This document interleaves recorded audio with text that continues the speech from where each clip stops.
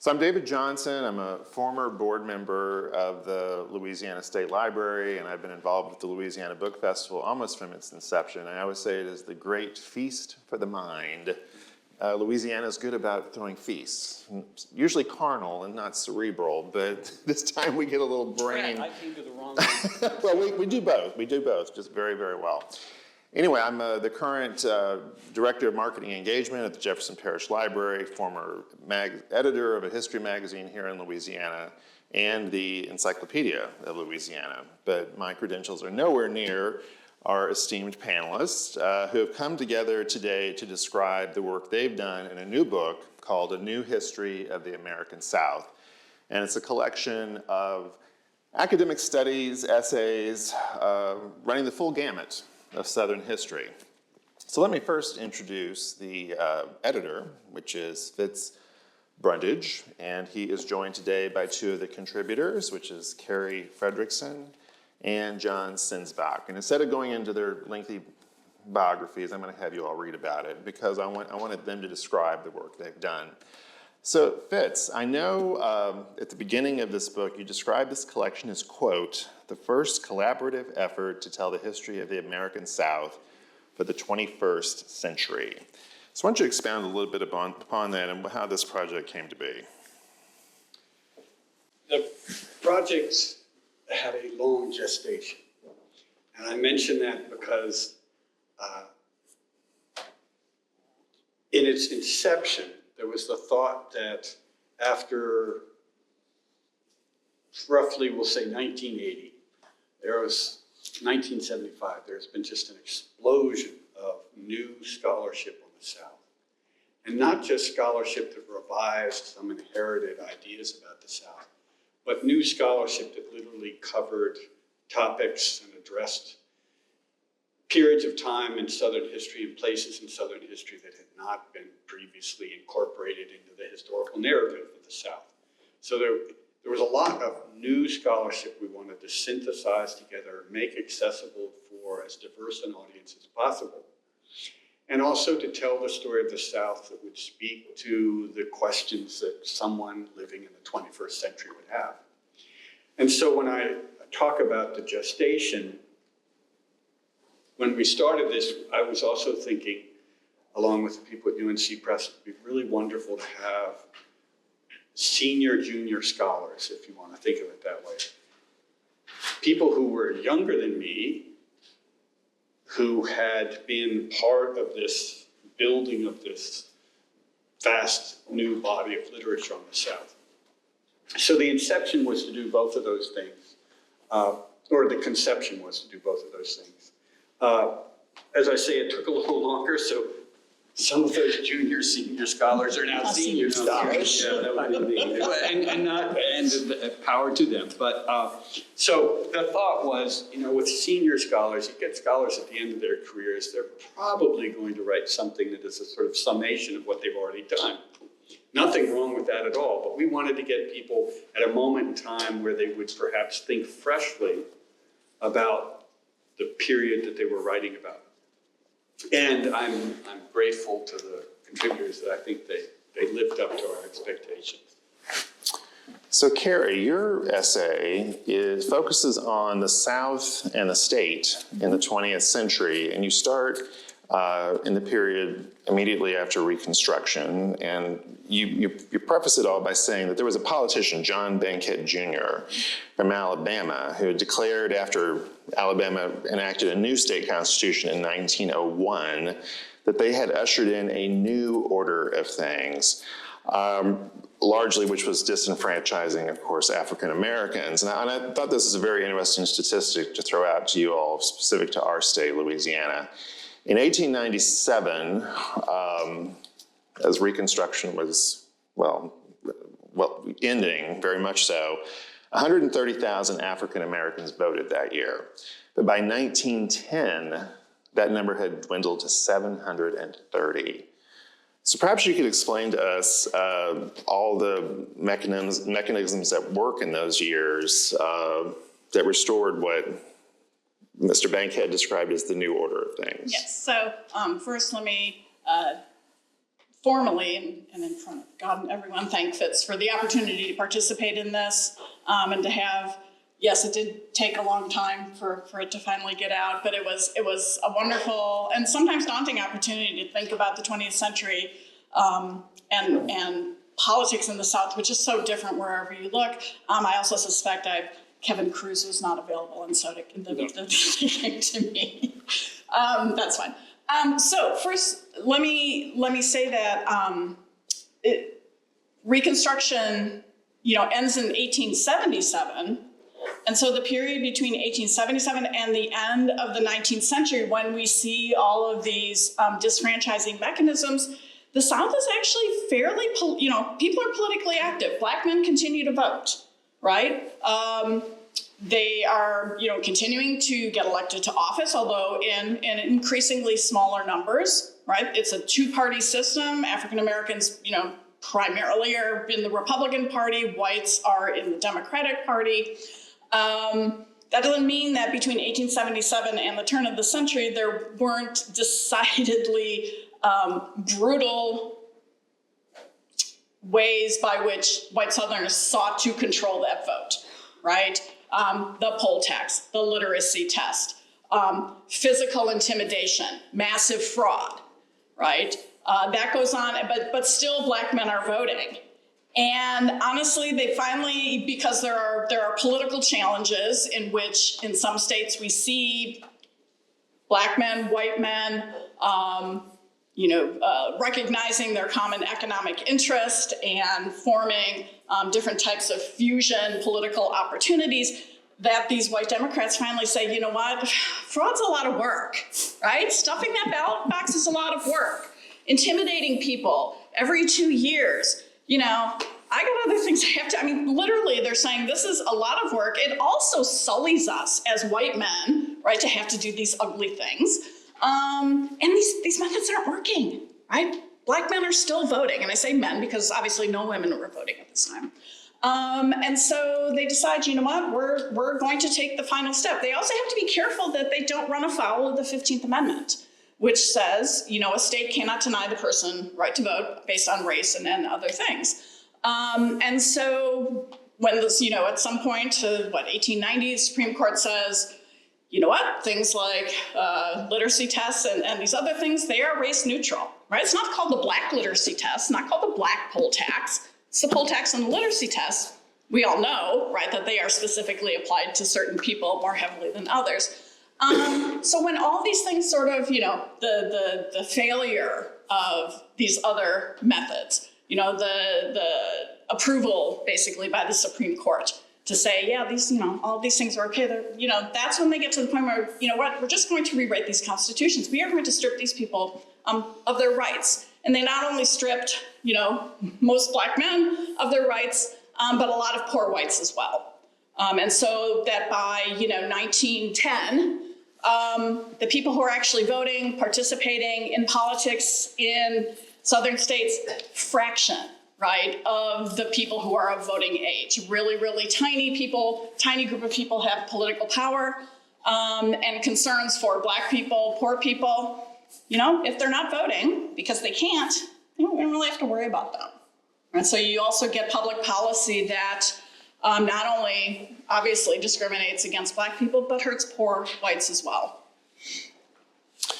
And John, your essay takes us very far back to early encounters between Europeans, Native Indians, and Africans in the South. And earlier we were trying to describe that in the 17th and I guess early 18th century, the whole definition of the South was even rather nebulous.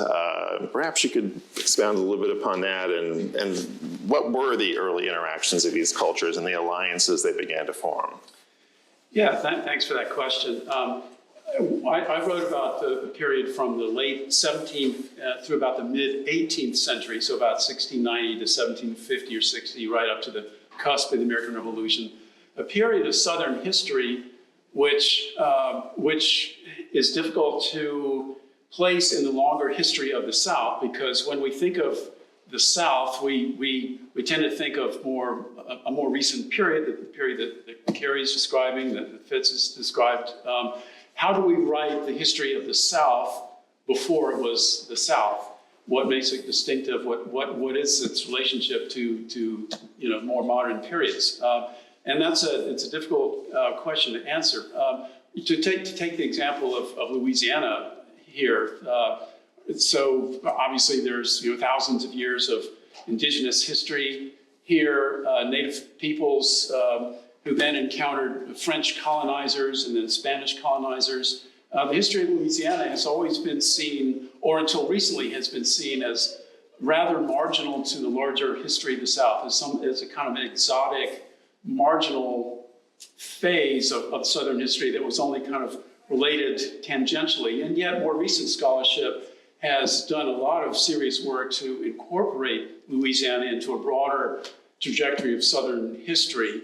And the themes that we see in, for example, Louisiana history, encounters between indigenous people and colonizers, the importation of enslaved Africans to create a new plantation economy, incredible cultural diversity, mingling of indigenous African, European cultures, in this case, French and Spanish cultures intermingling with Africans and indigenous people to create something new and distinctive.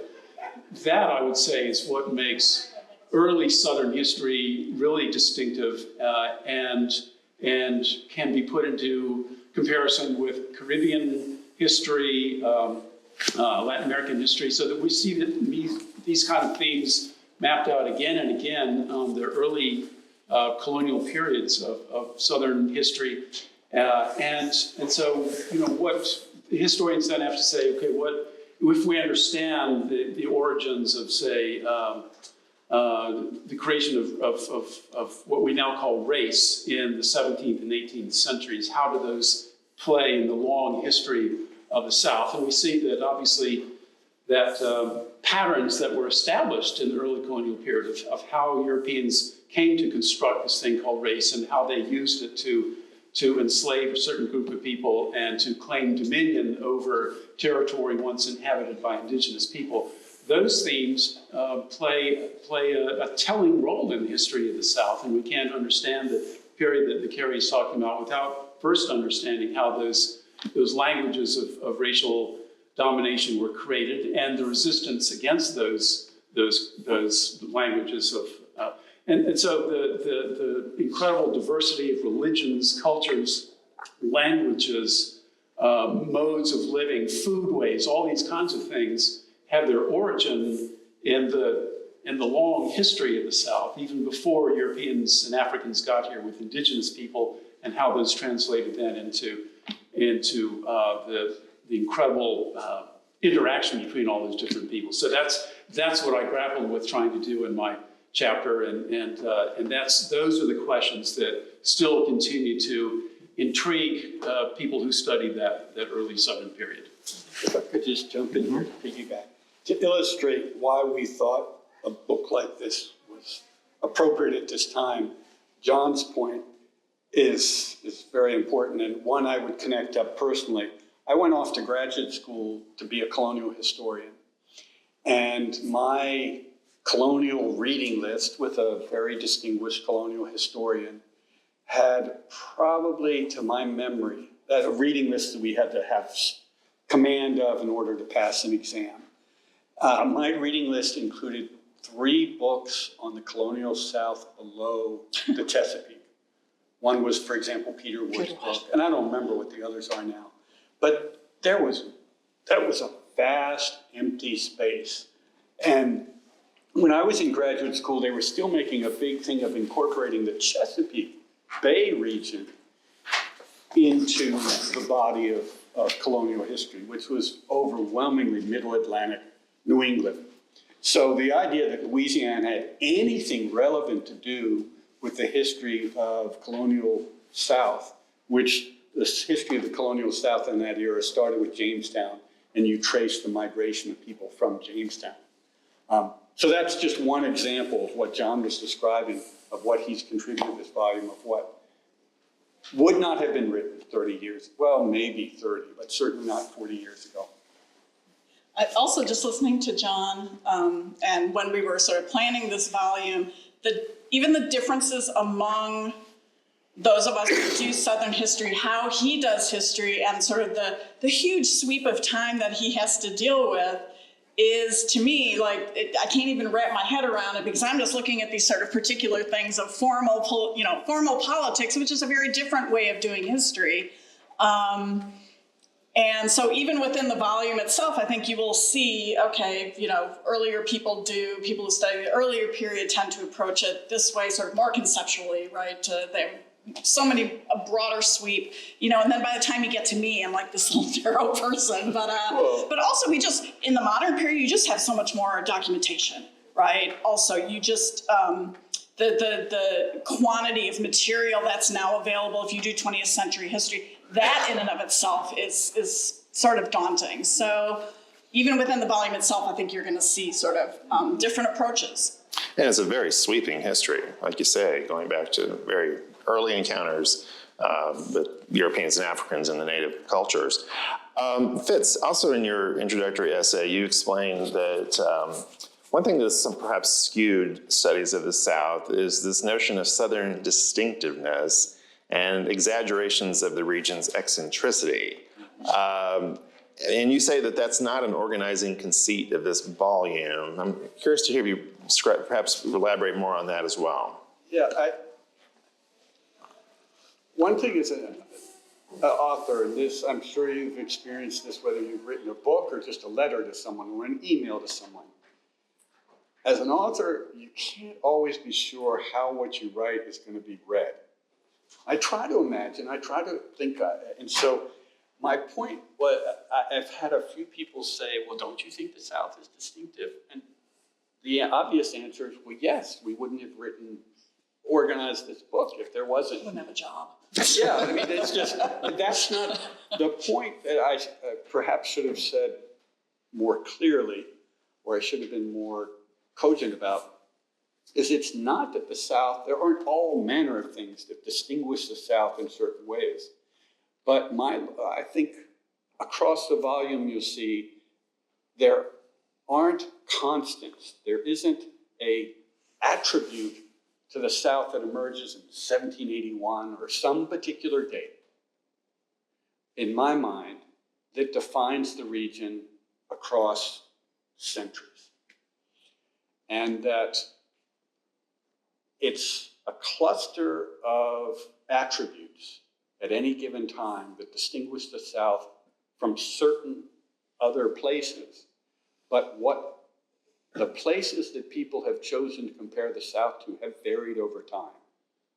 So it's not just that the South itself is distinctive relative to other places, but that those places it's being compared to are changing as well. And so necessarily the way people think about Southern distinctiveness is constantly being revised. So in John's period of time, someone who lived in Charleston, South Carolina, or in the colony of what is now the state of South Carolina, his or her frame of reference, depending on their race and where they lived, would obviously be radically different than the frame of reference who lives in South Carolina in 1910. For example, in the colonial period, they were just as likely to be thinking in terms of either the transatlantic world that they may have been part of, or perhaps the Caribbean that they may have been part of, or perhaps Africa, or perhaps in the hinterlands of indigenous South Carolina. So that's what that was what I was trying to say there.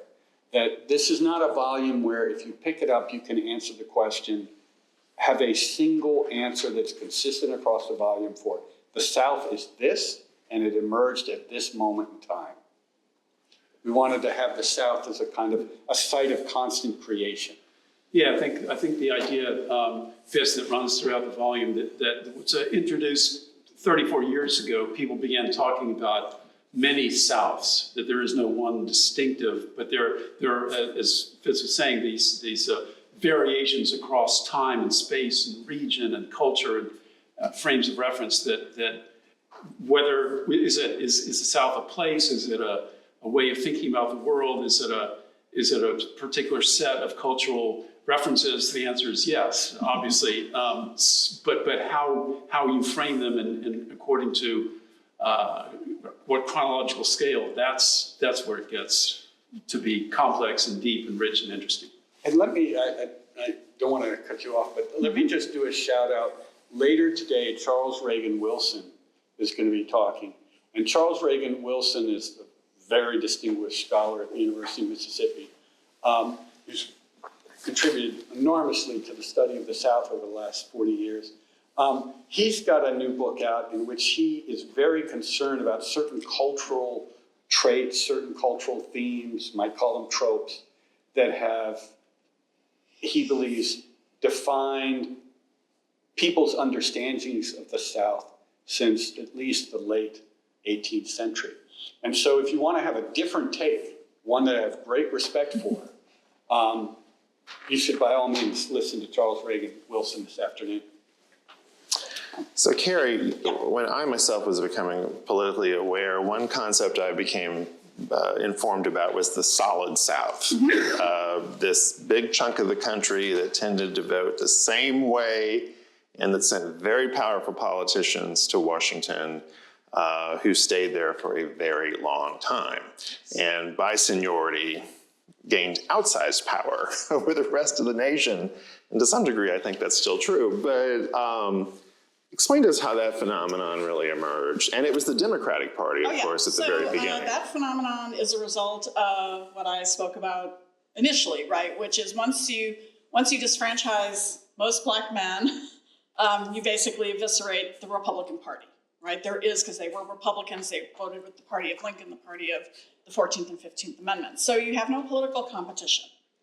Yes, there are still Republicans voting in really the non-plantation areas of the South. So, East Tennessee, Northern Alabama, wherever plantation agriculture and large populations of African Americans, you will have white men that vote Republican, but, they have no power, right? The power is within the Democratic Party.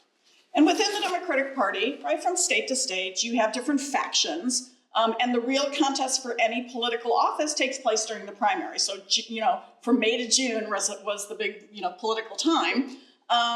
Once you were elected, right, you basically had to commit some sort of heinous crime or just die in office. You would be reelected over and over again. You would gain seniority.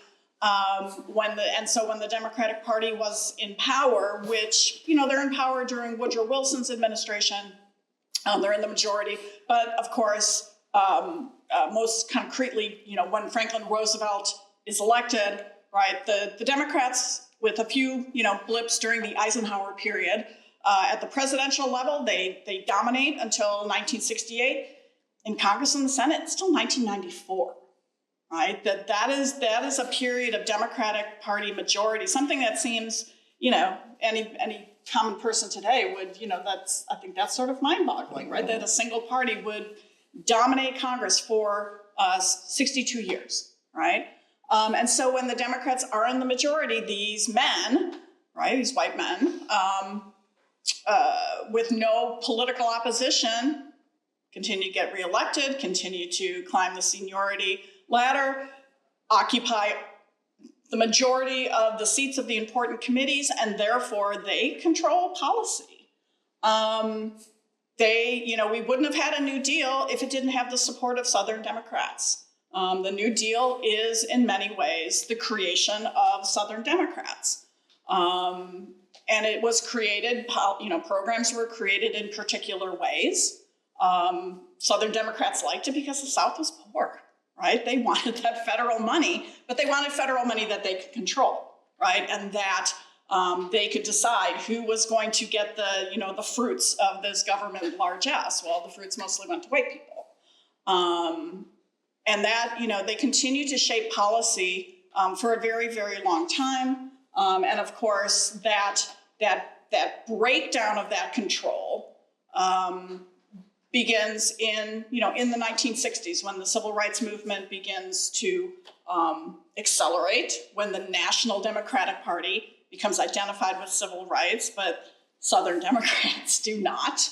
But it takes a good 30 years for that transformation from, a solidly Democratic South to a more competitive but heavily Republican South to take place, right? It's not something that happens overnight. It's not something that happens once Lyndon Johnson signs the Voting Rights Act of 1965, right? You could be a Southern Democrat and be opposed to integration, to busing, whatever, and be in office until the 90s, right? I mean, there were you had to find ways to sort of finesse issues, right? But that transformation at the congressional, senatorial, and especially the local level, that's really not in place until the 90s and into the 2000s, right? So it takes a very, very long time.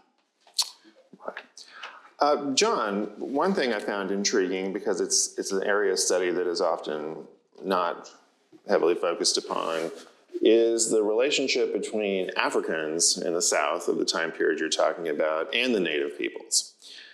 Could you tell us more about that and what your research has revealed? Relationship between Africans and Indigenous people. Yeah, it's a complicated one, as you might imagine, in the sense that both of them had to deal with various iterations of European colonialism. Indigenous people, in the sense that their land was being infringed on and they were being driven away, or subject to various forms of colonial domination. Enslaved Africans, in the sense that they were brought in to create the plantation economies that would make these new colonial endeavors work. One would think that Indigenous people and Africans would form natural alliances in common resistance against colonial, whether it was French, Spanish, British, colonists, and indeed that was the case at times. There are many instances in which enslaved people could escape from their plantations and find refuge among Indigenous people. You see that often, whether it was in Louisiana, Spanish colonial Florida, English Carolina, whatever the case may be. But it was also the case that Europeans learned that they could bribe or entice Indigenous people to return enslaved runaways for better trade deals, for better treaty relations, those kinds of things. So an enslaved African trying to weigh the chances of escaping, so for example, running away from colonial South Carolina down to Spanish Florida to find refuge there, which hundreds of enslaved Africans did during the colonial period.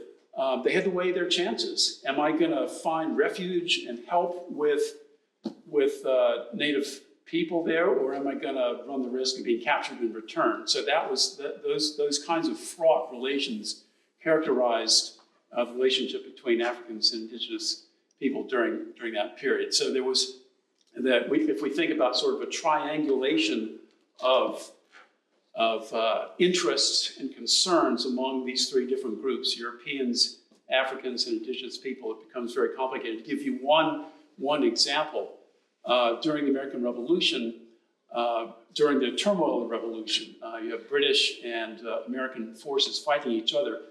Hundreds, if not thousands, of Africans took the opportunity to run away, to escape into swamps, into nearby forests and hideaways. One example was that hundreds escaped to the island of Tybee Island, just off the sound of Savannah, Georgia. And there they had a secret enclave, a refuge. The British, in order to bring that rebellious group of Africans under control, hired a group of Creek Indians to go there, hunt them down, and execute them. All right, so that's a particularly brutal example of how Europeans used that cudgel of indigenous knowledge to track down Africans and bring them to under their control again. So that you see these kinds of things again and again. The South, of course, has no shortage of great political figures, great political characters. If you look out to front of the State Library, you'll see the tomb of Huey Long staring up at his pyramids. He's like a pharaoh looking at his pyramid, is what I've said. But Kari, you bring to light, of course, a number of personalities in here, and one that I've always found very fascinating is Strom Thurmond, since he was one of the first Democrats to really break ranks as civil rights legislation became part of the party's platform. Give us just a little history about him. Well, I've spent a good portion of my professional life engaged in the study of Strom Thurmond, which I can't say with some confidence that personally, as a living, breathing human being, I don't find him all that interesting. My first book was on his run for the presidency in 1948, and he left a lot of papers, and there's an entire Thurmond Center at Clemson University. But you would read interviews that he gave, and they were, it was like a tape went off in his head, and he just gave the same response over and over again. But Strom Thurmond actually, his life spans the 20th century. I mean, in many ways, he becomes this sort of, in some ways, an epitome of Southern politics. But he starts out, he is a Roosevelt Democrat. He starts his political life as a judge. He serves in World War II, even though by World War II, he's too old. He knows that if you want a political career, you need to serve, right? So he volunteers, he's a paratrooper, he comes back, runs for governor, and runs as, I don't call him a liberal, I call him a moderate. He's what, at that time, and this phrase means different things later on, but he is a law and order moderate, right? That he's going to keep sort of racial tensions under control in order to bring in industrial development, right? And that is how the South's going to modernize. And he gets a lot of positive press in 1946 when there is a lynching in South Carolina, 1947. And he calls out the state constabulary, which is like, state FBI. They apprehend the lynchers. He demands that there, really wants a trial. There is a trial. Of course, they're all found not guilty, right? But he gets a lot of positive press with it. Like this here is, following World War II and all that meant for, ideas of racial hegemony. Oh, here we are, in a turning point. But he couldn't quite make that turn, right? He runs for president because President Truman comes out very strongly for civil rights. He runs as this breakaway candidate for the Dixiecrats.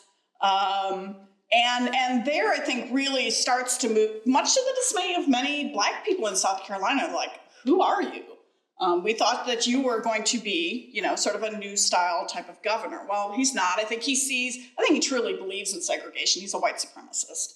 He also sees it as a path towards political power. He knows he's not going to win in 48, right? He gets a lot of press, ultimately wins a write-in candidacy for the Senate. I think the only person to ever do that. And there he stays, right, for the next 50 years. And then when the Democratic Party, it's not a foregone conclusion that the Democrats are going to be the party of civil rights because so many of them are Southern Democrats, right? And in fact, when Eisenhower runs in 52 and 56, he wins the majority of Black votes in Southern cities. Now, the Black voting population in those cities is pretty small, right? But the Black vote was in many ways up for grabs in the 50s and even into the 60s. But because of a number of things, right? John F. Kennedy, and especially Lyndon Johnson, right? He declares, I'm going to be the president of civil rights. He signs the Civil Rights Act of 1964. And in many ways, that's a step too far, right? For Thurmond, he sees the writing on the wall racially, but I think he also sees the writing on the wall socioeconomically. He's living in a state, South Carolina, tiny as it is, right? It gets an enormous amount of military spending because of, that's another thing that Southern lawmakers can do, is they can just bring a lot of money to their state. And a lot of people who are coming to work in what we now call, the military-industrial complex, they're coming from other places, and many of them are Republicans. And in his own, part of South Carolina, he has, they built the giant Savannah River plant, right? All of these highly educated physicists and engineers and what have you.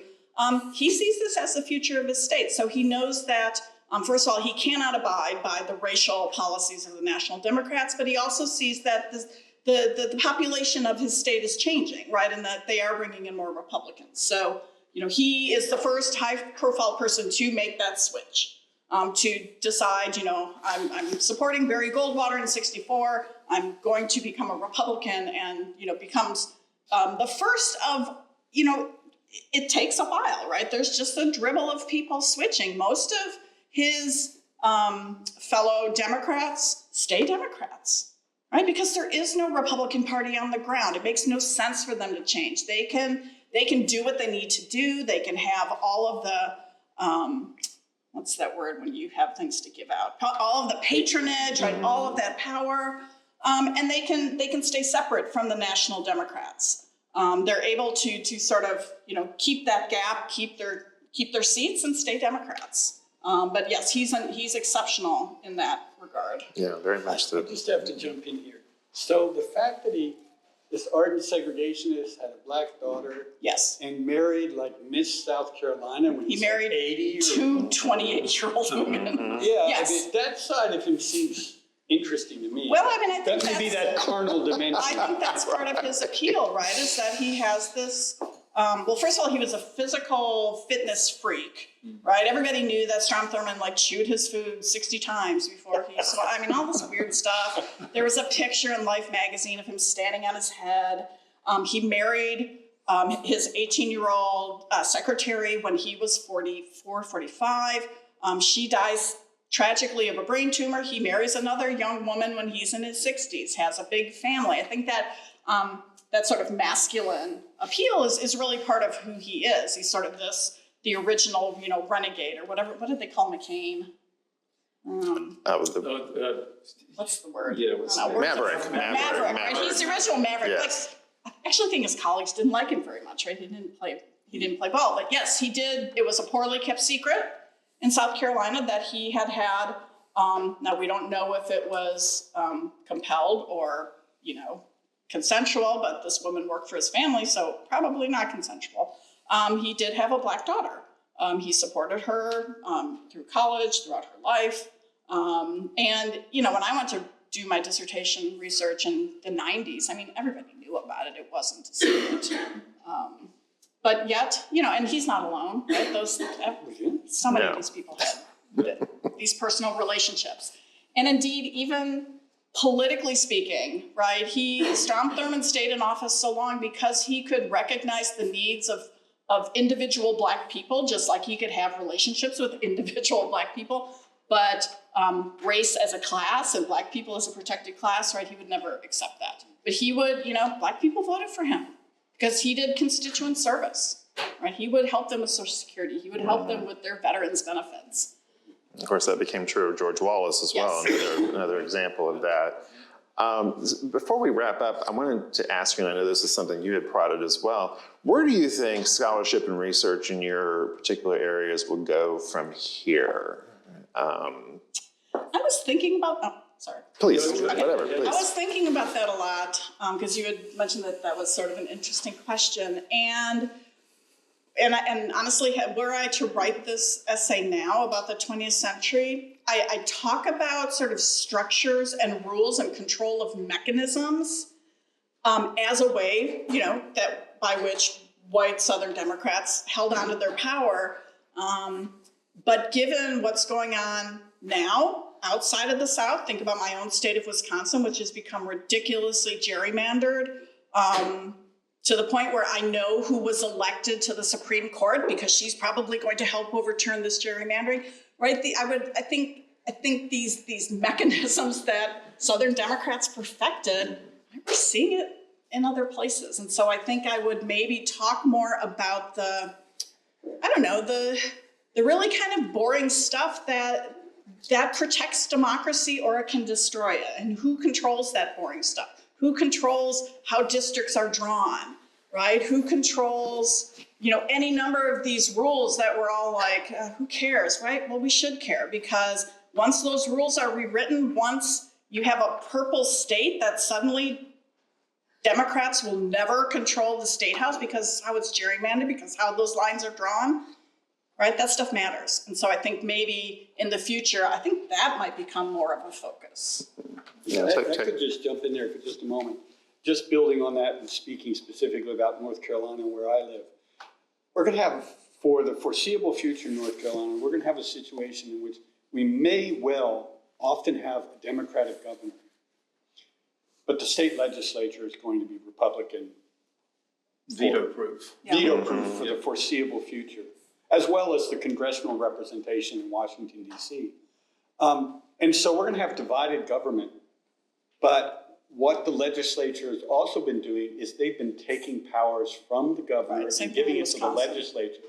So we're going to end up with a type of politics we haven't actually seen since the 19th century, Right. when the state didn't do that much. Right. But we're going to have these muscular state governments that are being run by the legislature, which is gerrymandered. Well- So in some ways, it is the same, it's old wine in new bottles in Yeah. some ways, but in other ways, we're going to be seeing something that we haven't experienced in the modern era. Well, and it kind of makes you humble too, when I was thinking again about what's going on now. And, you know, as a historian, right, you try to be respectful of the past and the decisions that people made and look at them in their context. But you can't, especially when you study something like 20th century politics and looming so large and grand and beautiful as the civil rights movement, it's like, oh, we're so much better, right? We're so much better than they were in the turn of the century. And it's like, oh, hell no, we're not, right? We see the same, you know, maybe the reasons for it are slightly different, right? But no, I mean, democracy, there's a percentage of this country that is not comfortable with democracy. For certain percentage of this country that will use violence, just like they did the turn of the century, to make sure that people don't vote, can't vote, won't be represented, are illegitimate. And so I think for me, it's been a reminder that, yeah, we're not so much better, and we have to stay vigilant. John? One of the things that has characterized the study of the early Southern period in recent years is what we might call the internationalization of Southern history, studying the influence of people from all these different cultures, as I mentioned earlier, from Europe, from Africa, and to create this incredibly diverse area. One of the aspects of that internationalization is that people have increasingly begun to refer to the South, or parts of at least the lower South, the Gulf South, this area, the Atlantic coast, as part of a greater Caribbean region that is connected with the English West Indies, with the French West Indies. New Orleans, for example, is sometimes called a capital of the French Caribbean because of trade networks, people moving back and forth. You certainly see that in the aftermath of the Haitian Revolution in the early 19th century, where thousands of French refugees come from Haiti to New Orleans and bringing their slaves with them. I think that we're just at the cusp of trying to understand those connections, and the South is sometimes, I think, wrongly called a sort of a provincial, closed-off society. That characterization is often applied to sort of the early 20th century period, the Solid South and so on. Whether that's right or wrong, that certainly is not the case in the colonial period, where you have all these incredible international influences. You have French, Spanish, Germans, English, Scots-Irish coming to settle the South, along with hundreds of different nationalities and languages from West Africa, intermingling with hundreds of indigenous nations as well. So I think continuing to study the incredible complexity and diversity of the South and its international influences in conjunction with the indigenous people there, I think that's still going to continue to define the direction of that study in the early period. Well, we're right at our closing time, but if anybody would like to ask a question or two, I think we might be able to do so. Yes. Thank you very much for the panel discussion. It was really fascinating to listen. But for me, as a non-historian, what would you say why the South is the South? I mean, okay, there is going back to the Civil War, but you would think, especially now with all the movement of people and communication, why is the South, and I just say, for example, with respect to the dominance of religion, which brings about with it then, in my point, extreme conservatism. Why is that the case? I mean, is there I'm trying to understand it. Like you said, okay, there is this somehow this separation between the rest of the U.S. and the South. I mean, how does it happen? Well, shouldn't we say, please read the book? Well, the answers are in there. Yeah, well, go ahead. I want you No. I want to hear your answer. My answers. Both of your answers. Well, I mean, I would say